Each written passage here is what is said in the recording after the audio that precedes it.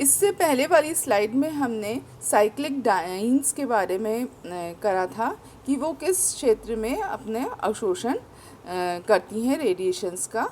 तो उसमें हमने होमो एन्युलर डाइन्स के बारे में करा। होमो एन्युलर डाइन्स में भी विशेषकर हमने उसकी संरचना को सिस 1,3 ब्यूटाडाइन्स के समकक्ष मानते हुए किया था और ये देखा था कि होमो एन्युलर डाइन्स में जो है अवशोषण जो है वो किस प्रकार से होता है।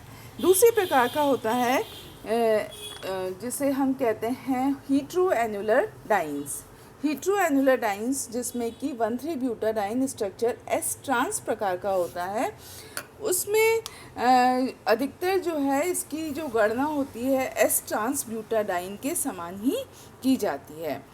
इसके पश्चात हमने रिंग रेजिड्यू के बारे में अब हम बात करेंगे कि जो साइक्लिक डाइन्स होते हैं। साइक्लिक डाइन्स का मतलब कि जिसमें एक या एक से अधिक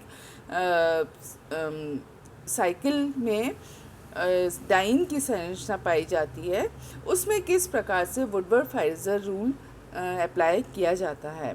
तो अगेन इसमें भी हम एक वैल्यू कांस्टेंट वैल्यू होती है जिसे कि हम बेस वैल्यू कहते हैं और बाकी जो है एक्सटेंशन होता है, जैसे कि either it is ring residue और it is outer double bond, जैसा कि इसमें एग्जाम्पल में आपको स्पष्ट हो रहा है कि जब एक्सटेंशन ऑफ कॉन्जुगेशन होता है तो हम मल्टीप्लाई बाय 5 करते हैं, मतलब कि जितना होता है उससे मल्टीप्लाई बाय 5 किया जाता है आउटर डबल बॉन्ड के लिए। रिंग रेजिड्यू के लिए मल्टीप्लाई बाय 5 किया जाता है। तो इस प्रकार से जो ये दोनों एग्जाम्पल हैं वो आपको स्पष्ट बता रहे हैं कि ब्यूटाडाइन के लिए जो है 253 जो है बेस वैल्यू है और बाकी हम इसमें एडिशन करते रहते हैं। तो इस प्रकार से वुडवर्ड-फाइजर रूल जो है इसमें अप्लाई किया जाता है। अब एक इम्पॉर्टेंट चीज़ है कि हमने ब्यूटाडाइन का एग्जाम्पल ले लिया जिसमें कि कॉन्जुगेशन होता है। कॉन्जुगेशन के कारण बाथोक्रमिक शिफ्ट होती है। But in case of conjugated enones क्या है, इन भी है और ओन भी है, दोनों एक दूसरे के बीच में एक सिंगल बॉन्ड प्रेजेंट है, मतलब कि कॉन्जुगेशन में है। तो उस केस में हमारे पास में पाई टू पाई स्टार भी होगा, एन टू पाई स्टार भी होगा और n to sigma star transitions भी होंगे। तो इन केस ऑफ इनोन्स जो है उसमें जो ट्रांजिशन है वो हमें एल्कीन और संतृप्त कीटोन की तुलना में हमें अधिक तरंग दैर्ध्य पर प्राप्त होगा। मतलब कि यदि एल्कीन अलग से है या फिर कीटोन अलग से है, मतलब आइदर और है, और यदि एक ही मॉलिक्यूल के अंदर इन और ओन दोनों प्रेजेंट हैं तो उस केस में जो तरंग दैर्ध्य है लैम्डा जो है वो हाई रीजन में शिफ्ट हो जाएगी। क्यों? इसका कारण है संयुग्मन, कॉन्जुगेशन। तो ये कॉन्जुगेशन का प्रभाव हो गया। कॉन्जुगेशन के प्रभाव के कारण होमो और जो लूमो है, HOMO highly occupied molecular orbital, LUMO lowest unoccupied molecular orbital, उसमें जो एक्साइटेशन होता है, ट्रांजिशन होता है, अब वो आसानी से हो जाता है क्योंकि उन दोनों के बीच में जो एनर्जी गैप है वो कम हो जाता है। तो इस प्रकार से ये देखा गया कि जो के और आर बैंड है वो अपर वेवलेंथ पर, हायर वेवलेंथ पर दिखने लगते हैं। तो ये आपके साथ ये हमने वुडवर्ड-फाइजर रूल पर एक थोड़ा सा समरी या संक्षिप्त रूप से हमने इसको डिस्कस किया। अब आते हैं कि जो ये पराबैंगनी स्पेक्ट्रम है या यूवी स्पेक्ट्रोस्कोपी है, इसका क्या क्या उपयोग है।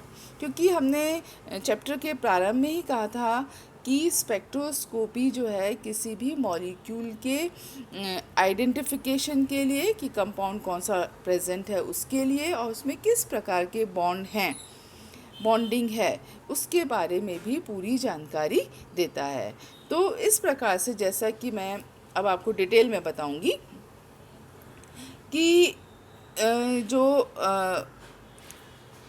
Application of UV spectroscopy, application of UV spectroscopy में सबसे पहले अपन बात करेंगे, डिस्कस करेंगे आइडेंटिफिकेशन ऑफ अ कंपाउंड कि किस प्रकार से यूवी स्पेक्ट्रोस्कोपी जो है किसी भी अज्ञात यौगिक की संरचना को ज्ञात करने में काम में लिया जा सकता है। तो आप वास्तव में ये बहुत ही महत्वपूर्ण है कि यदि हम दो यौगिकों की तुलना कर रहे हैं और यदि वो सेम टाइप के स्पेक्ट्रा हमें प्रदर्शित कर रहे हैं तो ऐसी स्थिति में हम उसे कंफर्म कर सकते हैं।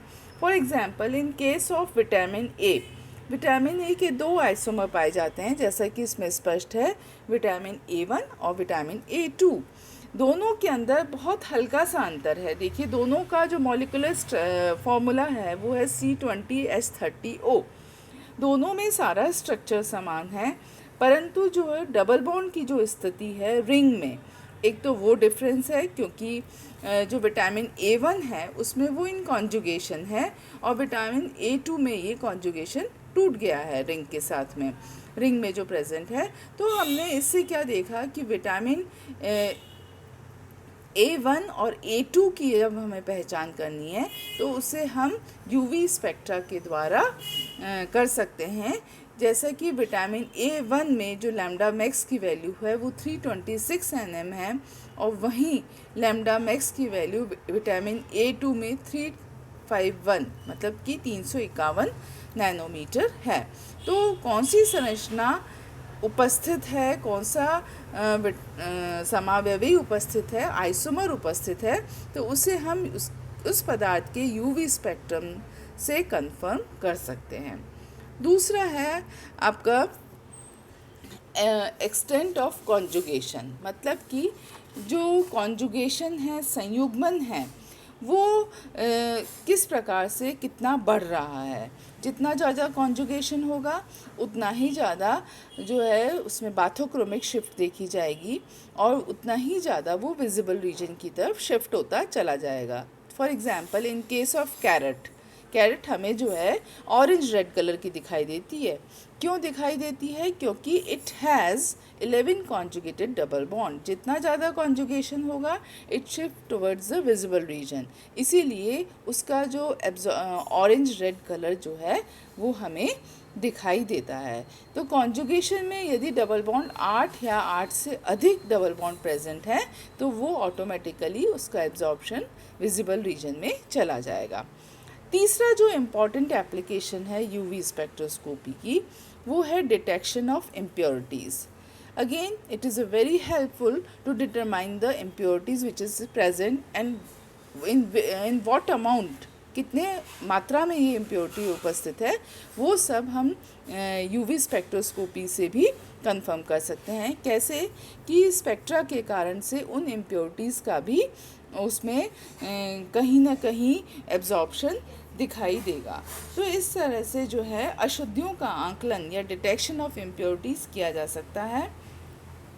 इसके अलावा detection of keto enol tautomerism क्या होती है? टॉटोमेरिज्म में डबल बॉन्ड और C डबल बॉन्ड O जो है वो एक दूसरे के साथ में कॉन्जुगेशन में होते हैं। जैसा कि हमें पता है कि जो लैम्डा मैक्स वैल्यू होती है कीटोन के लिए वो 275 होती है और इनॉल में जो है इसकी वैल्यू 245 हो जाती है। तो ये देखा गया है कि जो कीटो इनॉल जो है, कीटो रूप और इनॉल रूप का आकलन किया जाता है इस विधि के द्वारा।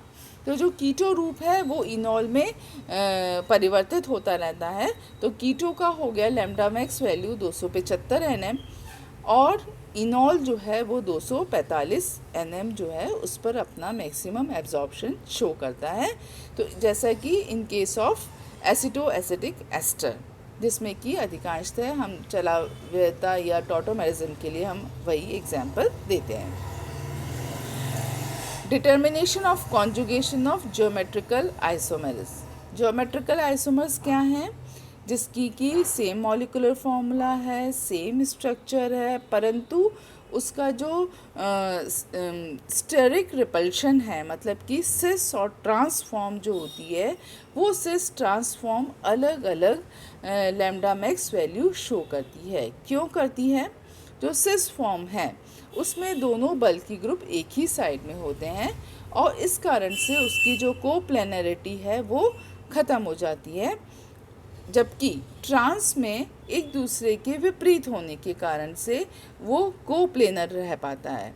यही कारण है कि जो लैम्डा मैक्स वैल्यू ट्रांस की 295 nm होती है और सिस की 280 नैनोमीटर होती है। तो इस प्रकार से हम ये सारी जो एप्लीकेशंस हैं उसके बारे में बात कर रहे हैं। इसके अलावा भी बहुत सारी एप्लीकेशंस हैं।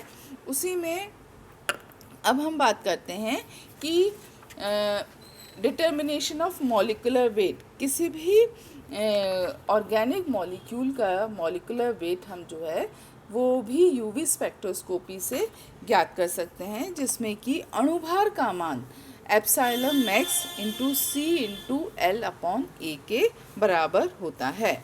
अब ये सी इंटू ए क्या है? सी जो है यौगिक की सांद्रता है मोल प्रति लीटर में, और एल जो है वो सेल की लंबाई है, और ए जो एब्जॉर्बेंस है। तो इस प्रकार से ये हमारा अणुभार निर्धारण में भी स्पेक्ट्रोस्कोपी काम में आती है। इसके अलावा हाइड्रोजन बॉन्डिंग, किसी भी मॉलिक्यूल के अंदर हाइड्रोजन बॉन्डिंग प्रेजेंट है, वो हम उनकी लैम्डा मैक्स वैल्यू निकाल कर प्राप्त कर सकते हैं। For example, in case of orthonitrophenol, intramolecular hydrogen bonding पाई जाती है, और इसमें नाइट्रो ग्रुप जो है चूँकि एडजेसेंट होता है, और उसकी जो लैम्डा मैक्स वैल्यू है वो लगभग 400 नैनोमीटर आती है।